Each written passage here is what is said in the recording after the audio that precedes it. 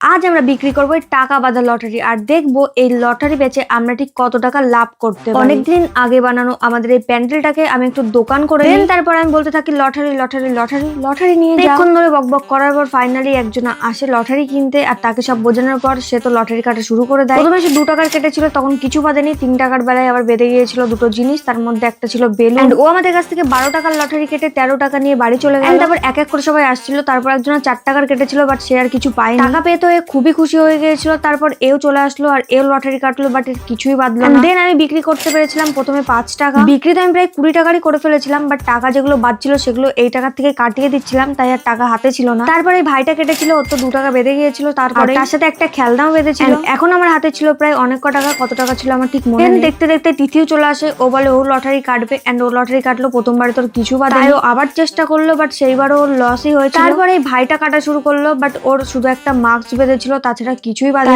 আমিও মাস্কটা বের করে ওকে দিয়ে দিলাম, এন্ড দেন আবার আসলো তিথি। তারপর আসলো এই ভাইটা, এন্ড তারপর অনেকক্ষণ ধরে এইসব করার পর আমাদের কাছে মোট হয়েছিল 27 টাকা। কারণ যে টাকাটা বাদ ছিল সেটা আমরা এই বোর্ডের থেকে না দিয়ে হাতের থেকে দিয়ে দিয়েছিলাম, তাই আমাদের 27 টাকা ছিল মোট।